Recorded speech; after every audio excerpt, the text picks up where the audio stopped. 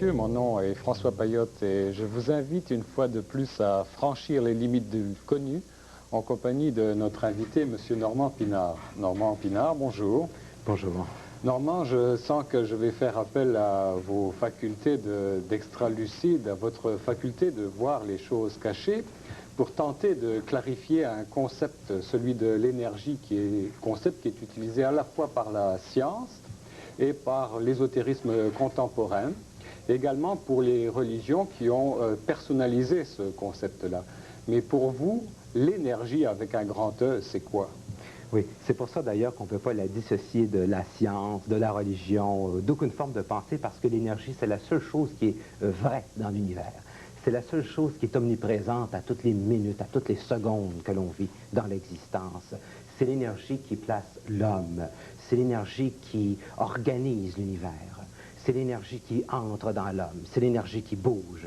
Et jamais, en aucun temps, nous pouvons, soit scientifiquement, soit au niveau ésotérique, soit au niveau des concepts religieux, échapper au principe de cette énergie, parce que c'est la chose qui est la plus forte dans l'univers, qui est la plus véritable, la moins distorsionnée, sauf qu'il y a des interprétations de cette énergie. Des interprétations qui sont données par des concepts philosophiques, des concepts religieux. Et c'est à ce moment-là que ça devient plus difficile à comprendre. Donc c'est une énergie, c'est une force en action, un principe créateur que l'on retrouve partout. Maintenant, à travers les différents règnes qui composent la nature, que ce soit le règne minéral, le règne végétal, animal et humain, qu'est-ce qui différencie ces différents règnes-là par rapport à l'énergie? Est-ce que c'est une fréquence vibratoire de l'énergie, puisqu'on nous dit que l'énergie est matière, que la matière est énergie, énergie en mouvement? C'est la fréquence vibratoire qui s'est organisée.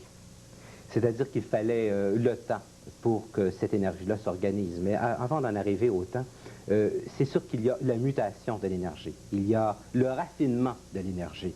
Alors, c'est sûr qu'une plante ne peut pas se poser des questions que l'homme peut arriver à se poser des questions. Pourquoi? Parce qu'il y a plusieurs millions d'années qui séparent la pensée de l'homme de celle de la plante. Mais l'énergie est la même. C'est pour ça que certains individus qui sont dans des perceptions peuvent entrer dans les plantes, peuvent entrer dans l'esprit de n'importe quelle chose qui les entoure, puisque toutes les choses qui nous entourent sont énergie. Mais il fallait bien entendu le temps nécessaire pour pouvoir aller au-delà de la pensée, de comprendre ce que c'est qu'une plante. Ce qu'une plante ne peut pas comprendre l'être humain, mais nous pouvons par contre nous comprendre les choses situées à des niveaux vibratoires différents, moins complexes de la nature. Donc l'univers entier est énergie, il est vibratoire et vibre à des rythmes, à des mouvements différents. C'est donc ce qui fait la différence entre ces règnes, minéraux, végétaux, animaux et humains. Maintenant, qu'est-ce qui caractérise l'être humain lui-même, ou le résultat ou l'évolution de cette énergie, ses conséquences dans l'homme? Oui, c'est-à-dire que l'être humain a la faculté toujours de s'interroger.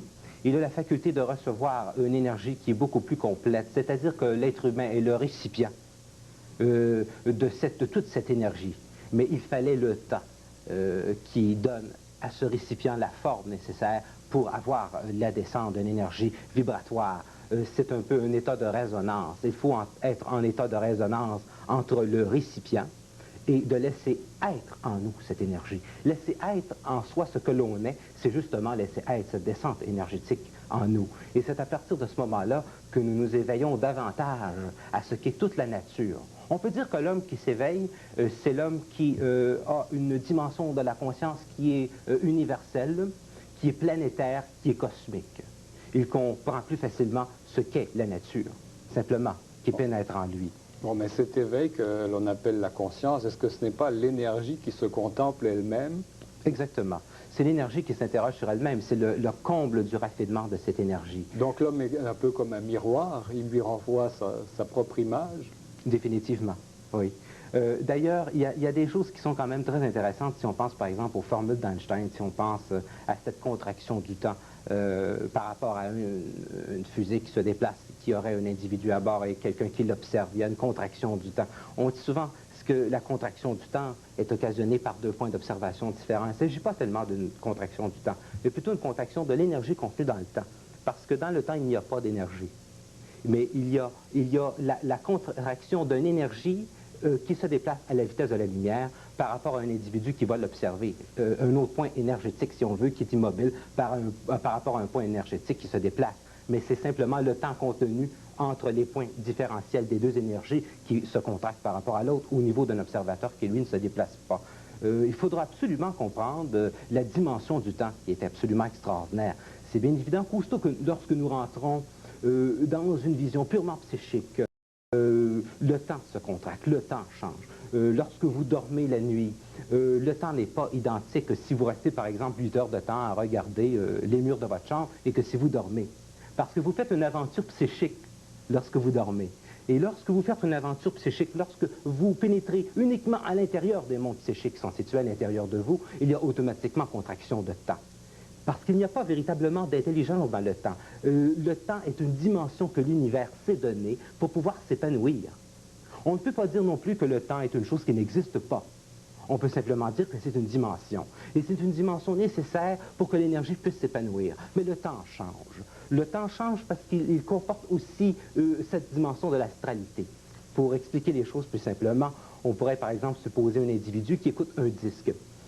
Si vous l'écoutez plusieurs fois de suite, ce même disque, vous risquez à un moment donné d'avoir l'impression que la 20e fois que vous avez entendu cette musique, d'ailleurs vous pouvez en faire l'expérience à la maison, que c'est toujours plus court.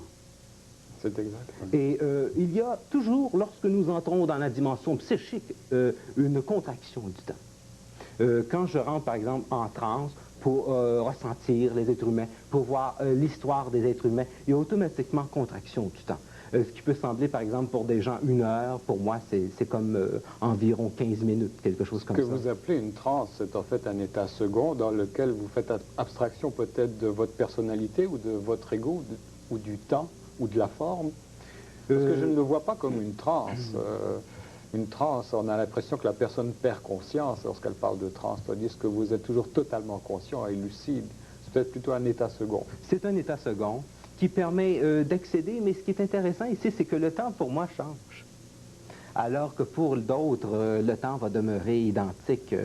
Si vous êtes, par exemple, avec des individus, souvent on peut dire que si la conversation a été très intéressante, le temps semble toujours passer beaucoup plus vite que lorsque vous êtes avec des individus, par exemple, qui vous racontent des problèmes à n'en plus finir. C'est bien évident que le temps nous semble très long. Alors, il semble, curieusement, qu'avec le plaisir, le temps semble se contracter. On dit, ah, mais comme ça a passé vite, mais c'est pas possible, etc. Et on peut l'expérimenter nous-mêmes ici en studio. Quand nous enregistrons des émissions, souvent, le temps n'est jamais identique. D'une émission à l'autre, ça varie. Vous m'avez souvent dit que lorsque vous répondiez aux questions, vous n'alliez pas chercher les réponses dans votre mémoire ou dans vos pensées, mais que c'était une faculté de se brancher directement à la source même de l'énergie. Est-ce que l'énergie informe? L'énergie informe, elle informe parce qu'elle est le savoir. Elle contient sa propre réponse. Mais l'homme n'a jamais voulu écouter sa propre réponse parce que pour que l'homme puisse arriver à écouter sa propre réponse, qui puisse aller au-delà des blocages psychologiques de sa personnalité. Et qu'est-ce qu'il y a dans ces blocages psychologiques de la personnalité d'un individu? Bien, il y a de la mémoire, il y a une mémoire énergétique, souvent qui est une mémoire de choses qui sont cruelles, qui appartiennent au passé, qui sont des événements marquants de notre vie et qui nous ont foudroyés, qui nous ont ennuyés, et on ne veut pas y penser. Alors que pour laisser être justement ce que l'on est véritablement dans sa nature, il faut absolument que ces barrières sautent. Et quand ces barrières ne sautent pas, l'énergie continue toujours de descendre, mais le problème, c'est qu'à un moment donné, il faut que les barrières cèdent. Et c'est à ce moment-là que surgit la souffrance. Alors que dans la plénitude de l'énergie, il n'y a aucune souffrance. Il n'est pas normal de souffrir. Il est normal d'être heureux, d'être dans l'état de la plénitude, aussi bien financière, psychologique, à tous les niveaux. Il n'est pas normal d'avoir une vision philosophique avoir le reste de sa vie dans sa pauvreté. Quand on est dans la plénitude de l'énergie, nous sommes dans la plénitude d'un point, c'est tout. Si vous regardez la nuit les étoiles, vous allez vous apercevoir qu'il y a une énergie absolument colossale, qui est extraordinaire. Mais cette plénitude, elle est là. Il faut la laisser entrer en nous. Il ne faut pas avoir peur du plus grand, car il est aussi rattaché au plus petit, au microcosme. Pour comprendre l'univers, les astrophysiciens étudient simplement ce qu'est l'atome. Et c'est quand on comprend ce qu'est l'atome, l'histoire de l'atome, que l'on comprend l'histoire de l'univers. Les physiciens passent toujours, et les astrophysiciens passent toujours par l'étude des quarks, par l'étude des molécules, de toutes ces composantes à des structures atomiques, pour pouvoir arriver à comprendre l'univers. On comprend toujours le plus grand en pénétrant le plus petit. Pourquoi? Parce que dans l'énergie, c'est la même énergie partout. Que ce soit l'énergie d'une table qui vibre à un état différent, que ce soit l'énergie de la pensée qui vibre en état d'harmonie, qui cause des lois, on appelle la loi de causalité. Il vous arrive dans votre vie tel ou tel événement. Qu'est-ce que vous êtes dans votre énergie? À quoi pensez-vous ici, maintenant, dans le moment présent? Et vous ferez arriver à vous les craintes de votre énergie. Vous ferez arriver à vous la plénitude de votre énergie. Êtes-vous vide, vous aurez le vide. Êtes-vous plein, vous aurez le plein. C'est toujours la loi de l'énergie. L'argent c'est très intéressant. L'argent est cette énergie qui circule dans notre société. Il y a eu la polarité, comme le communiste, par exemple, idéologique, où on devait mettre tous les hommes sur le même pied d'égalité. C'est une très mauvaise vision des choses. De mettre tous les hommes sur le même pied d'égalité, c'était l'intuition que tout est un. Mais avant la mutation de l'homme, avant la compréhension de l'homme, l'homme ne peut pas être un avant d'accéder à lui-même dans sa plénitude après les périodes de mutation métaphysique naturelle pour qu'il puisse devenir un avec l'univers. Et il en souffre en ce moment. Et nous avons la Russie, qui est le résultat d'une intuition de cette énergie qui devait passer dans l'homme, comme le capitalisme, mais il n'y avait pas d'intelligence. Qui a été dévié psychologiquement. Qui a été dévié émotivement, astralement, comme j'ai dit il y a quelques semaines, l'astral, qui est toujours cette émotivité dans l'homme, qui est toujours le dépôt de toutes ces mémoires. Nous sommes prisonniers d'un système, non pas parce que c'est les hommes qui créent un système, mais parce que c'est l'égrégore, mais parce que c'est l'énergie de ce système qui nous emprisonne. Parce que l'énergie est invisible, elle est très forte, il y a des dimensions parallèles, il y a des plans parallèles, et nous en restons prisonniers. Aussi longtemps que nous pensons en fonction de cette prison, qui est le propre miroir de ce que nous sommes, et quand nous ne sommes pas. C'est le propre miroir de notre vide intérieur, et qui nous détruit. Donc l'énergie est prépersonnelle par définition, mais c'est l'homme qui la personnalise, qui lui donne ses propres caractéristiques, et qui va utiliser cette énergie-là de façon négative ou positive. Mais vous disiez tout à l'heure qu'il n'y avait pas de souffrance dans la plénitude de l'énergie. Il n'y a peut-être pas de souffrance dans la plénitude de l'énergie, mais il y en a certainement avant d'atteindre cette plénitude-là. Et de par mon expérience et de mon contact avec des dizaines et des dizaines de médiums, de clairvoyants, de clairaudients que j'ai pu interviewer, d'extralucides, vous avez quand même un point commun, c'est que vous avez tous souffert énormément avant d'atteindre cet état d'extralucidité. Est-ce que la souffrance ne jouerait pas un peu le rôle d'un décapant qu'on verse sur un meuble qui a été recouvert de plusieurs couches de peinture et de vernis et qui va faire fondre ces couches de vernis et de peinture que sont la personnalité, l'ego, les prétentions, etc., jusqu'à atteindre l'essence du bois et trouver cette plénitude-là du meuble non peint, peut-être dont vous parlez? Définitivement. Il faut perdre la mémoire. Il faut perdre du conditionnement social. Il faut perdre tout ce que l'on n'est pas. Il faut perdre les autres en nous, ces ombres, ces monstres qui nous ont été imposés. Un enfant est naturel, il ne se pose pas des questions avant qu'on lui lave le cerveau avec des conneries. Et à partir de ce moment-là, l'enfant ne peut pas accéder à lui-même. L'adolescence, c'est la crise. C'est le heurt qui se fait entre l'individu et une société qui ne correspond pas à ses besoins. Et à ce moment-là, qu'est-ce qu'il y arrive? Il arrive qu'il faut absolument perdre cette mémoire. On ne peut pas servir de maître. On ne peut pas servir toute la mémoire de la connerie humaine et laisser entrer l'intelligence en nous. Il faut choisir dans la vie. Qui pensent toujours avoir le choix. Nous n'avons pas le choix. L'énergie doit passer. L'énergie défait ce qui ne lui est plus utile pour permettre à l'énergie nouvelle d'arriver. Qu'elle passe par des êtres humains, c'est tout à fait essentiel, puisque c'est l'énergie la plus flexible dans l'univers. C'est l'énergie, c'est le récipient le plus parfait. C'est pour ça que l'homme détruira l'homme, qu'il ne lui est plus utile pour la descente de l'énergie. Plus vous avez des pays, et j'ai toujours dit que plus un pays est vieux, plus il a accumulé de la mémoire, plus, comme vous regardez dans les journaux aujourd'hui, sont constamment en guerre. Pourquoi? Parce que la destruction d'un individu avec un fusil qui tire sur un autre, c'est la destruction de deux êtres inconscients qui sont en train de se annihiler. Et c'est de l'énergie. Mais si nous mettons de l'émotion là-dedans, nous disons, ah, que c'est triste, ah, mais oui, mais c'est pas comme ça que ça se passe. Quand nous regardons les choses d'une manière avec de l'énergie, nous restons froids par rapport à ces choses. Nous n'allons pas mettre de l'émotivité parce que nous comprenons le jeu de l'énergie. Et être dans la plénitude, ce n'est pas tirer sur quelqu'un. Être dans la plénitude, ce n'est pas souffrir. Mais il faut souffrir pour perdre de la mémoire. Mais on ne passe pas toute sa vie à perdre de la mémoire.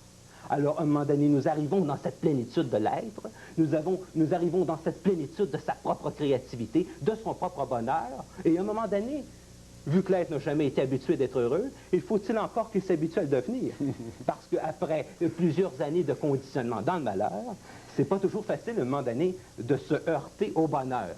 Il faut apprendre à laisser être en nous ce bonheur, et c'est une expérience absolument merveilleuse. C'est une expérience de plénitude. C'est une expérience, encore là, qui ne vous demande pas la permission. C'est ne plus avoir besoin de rien. C'est ne pas se laisser aller, c'est se laisser être. C'est comme mourir vivant, mais avoir le plaisir de vivre cette expérience de la mort de l'ego, de la mort de la mémoire. Je ne pourrais pas le vivre à temps plein, parce qu'il faut quand même que je fonctionne dans la société. Il faut que j'aille descendre dans des niveaux vibratoires qui sont plus bas, pour suggérer à ces niveaux vibratoires plus bas de monter. D'accord. Alors sinon, je serais bon pour les monastères. Vous savez? Et ça, c'est la très grande solitude. Oui, réclusion à perpétuité. Alors, si je vous comprends bien, on passe la majeure partie de notre vie à accumuler des connaissances jusqu'au moment où on entre en contact avec cette énergie-là, et là, on commence à apprendre, à désapprendre, en fait. Définitivement.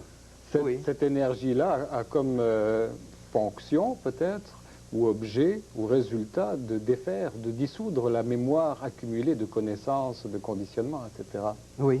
Ça. Et il faudra comprendre aussi certaines maladies. Il faudra comprendre les mécanismes de la mort, de la réincarnation, de l'énergie qui se transmute. Un individu qui refuse de perdre la mémoire, Alzheimer, il faudra comprendre qu'est-ce que c'est au juste. Mais qu'est-ce que c'est? Il y a bien des chances que ce soit une maladie qui permet à un individu de définitivement balayer toute sa mémoire pour préparer une vie éventuellement future. Pour qu'il perde sa mémoire, il faudra que l'homme perde sa mémoire. Et c'est tout, pour que l'énergie nouvelle entre.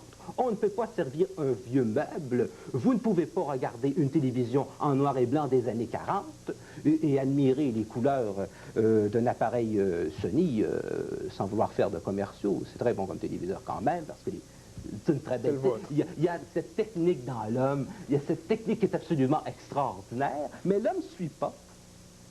Et la technique le dépasse. Et l'homme est en adoration dans cette technique. Je regardais la composante des ordinateurs, la composante des circuits intégrés, le langage binaire. C'est absolument extraordinaire. Mais constamment, la technique, l'énergie, là, nous avons réussi à laisser être cette technique en nous, la technique de la médecine, la technique de toutes ces choses merveilleuses dans lesquelles nous vivons, mais l'homme ne suit pas. Et l'homme, dans son usine, l'énergie fait que les portes ferment. Vous avez 100 000 personnes qui se retrouvent sur le chômage en l'espace de quelques instants. Et aux États-Unis, en Europe, ici dans la province de Québec, d'ailleurs, c'est beaucoup plus un hôpital en ce moment, la province de Québec, vous savez, que c'est une province. Alors, il faudra passer cette étape hôpital pour la simple raison que tous les gens souffrent. Il y a une très grande souffrance dans le monde et également dans la province de Québec. Et cette très grande souffrance, c'est le balayage de la stupidité, de la niaiserie, de l'énergie qui ne sert plus pour laisser être cette divinité dans l'homme. Sauf que quand on comprend cette chose-là, on ne panique pas. On comprend les mécanismes du ménage. Quand on regarde des journaux, au lieu de regarder cette soi-disant réalité d'un œil plutôt horrible, nous gardons en nous cette plénitude et nous nous disons être une partie de Dieu. Est-ce que c'est pas, puisque Dieu est infini, être une partie de l'infini, c'est encore porter en soi l'infini. Être une partie de l'infini, c'est encore de l'infini. On peut donc considérer toutes ces souffrances, toutes ces luttes humaines comme des fausses notes de la vie, des fausses notes d'une partition qui ferait partie d'une immense symphonie inachevée, celle du plan cosmique. Oui, mais plus tard, elle sera achevée. Et elle sera achevée tôt ou tard et dans pas tellement longtemps. Parce que l'homme, plus ça va vite, plus nous avons une très grande souffrance et plus l'homme se pose des questions. Et c'est très bon qu'il se pose des questions. Plus il y a le balayage de la mémoire. Et à ce moment-là, nous accédons à des plans qui sont nous-mêmes. Il ne faut pas avoir peur de nous. Si nous portons en nous le siège de cette divinité, pourquoi avoir peur de nous? Et ces peurs, il faudra leur faire peur. Le meilleur, il y a des gens qui me demandaient souvent comment se débarrasser de certaines peurs. Il y a une seule méthode, c'est foncer dedans. Il faut toujours foncer dans le monstre. Nous croyons avoir des phobies, nous croyons avoir peur des autres, de ci ou de cela. C'est toujours des projections de nous, ces peurs. Il faut savoir s'affronter nous-mêmes, aller à la rencontre de ce que l'on est pour défoncer ces peurs. Et nous accédons toujours à une vie qui est plus facile. Nous accédons toujours à une plus grande joie, à un plus grand bonheur. L'énergie ne veut pas la destruction de l'homme. Être dans l'énergie, c'est être assis dans la joie, c'est être debout dans la joie, c'est marcher dans cette plénitude, c'est avancer dans un bonheur absolu. Et si on le prend sur le plan vital, est-ce que les maladies ne seraient pas la conséquence d'un refus de cette énergie-là, d'un blocage? Qu'est-ce qui arrive à l'homme quand il refuse cette énergie?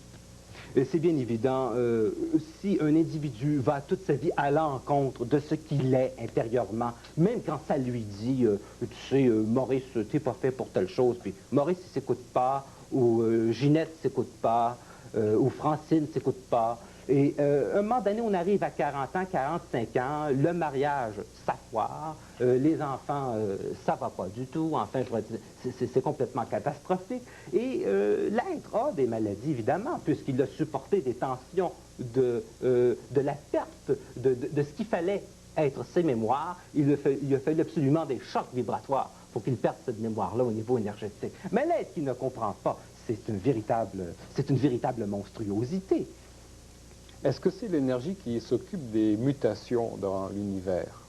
Est-ce que c'est elle qui est à la source? Je ne sais pas si c'est l'énergie qui s'occupe des mutations dans l'univers, mais une chose est certaine, c'est certainement l'énergie qui s'occupe de la mutation dans l'homme. Et l'homme, c'est l'univers. Mais l'homme, c'est peut-être pas le dernier mot de la création en tant que forme intelligente. Est-ce que vous entrevoyez la possibilité d'un nouveau corps, d'un nouvel homme, l'homme après l'homme? Oh oui, définitivement. L'homme de demain n'aura plus de corps. Je dû revenir dans la chair, etc., souffrir, vieillir, mourir. Tout ça, ça fait partie de la transmutation énergétique quand l'homme deviendra sa lumière. Mais il y a des choses que je n'aime pas dire, vous savez, devant le public. Ça fait trop souffrir souvent les gens qui vivent dans leur corps des expériences qui sont douloureuses. Il y a des choses que je peux me permettre de dire plus facilement en conférence, mais devant un grand public, c'est toujours plus difficile, car je ne suis pas indifférent, bien entendu, à la souffrance des autres. Et l'individu qui est mal dans son corps, il faut savoir quand même dire les choses. Il y a un moment, il y a des endroits pour savoir dire certaines choses, vous savez. Ma question était surtout dirigée vers le concept de l'immortalité. Est-ce que ce concept-là, ce n'est pas simplement une plénitude totale ou une fusion avec cette énergie-là?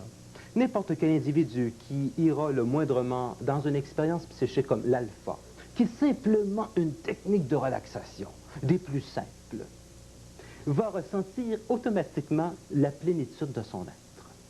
Il ressent une contraction du temps. Il se sent bien.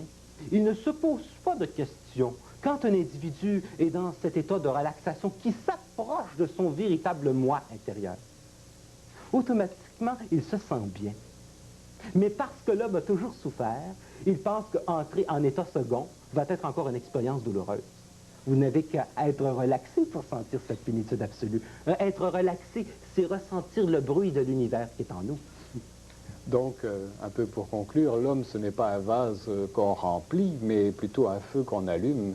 Cette énergie-là qui est en l'homme, c'est de l'esprit, c'est du feu en quelque sorte, et c'est un peu de ceci qui manque aujourd'hui, de ce feu. L'homme est un vase qui est rempli à condition qu'il veuille se laisser remplir, et l'homme est un feu qui peut s'allumer à la condition qu'il puisse bien aller à l'intérieur de lui pour écouter son cœur, qui mettra ce feu absolument extraordinaire en lui. Mais ce n'est pas un feu de destruction, c'est un feu de joie. Un feu créateur. C'est un feu d'une très grande créativité, c'est le feu de l'épanouissement de l'énergie qui est en nous, donc de l'être dans sa totalité. Normand Pinard, je vous remercie. C'est moi qui vous remercie. Alors, je vous rappelle que M. Normand Pinard donne des consultations privées et que pour le rejoindre, il faut composer 254 59 19. Vous pourrez également le voir et l'entendre en conférence publique le samedi 28 février à 20 h au 140 Crémazie Ouest, suite 1109. L'entrée est située sur la rue de Reims et la conférence aura pour titre « Les dimensions invisibles ». Cette conférence dure 2 heures, incluant une période de questions d'1 heure, qui vous permettra d'approfondir les sujets qu'on a vus justement sur cette émission. Pour nous faire parvenir vos commentaires, veuillez nous écrire à Au-delà du connu, CMCL, 2830 boulevard Saint-Elzéar Est, Duvernay-Laval, H7E 4P2. Merci d'avoir été des nôtres. À la semaine prochaine.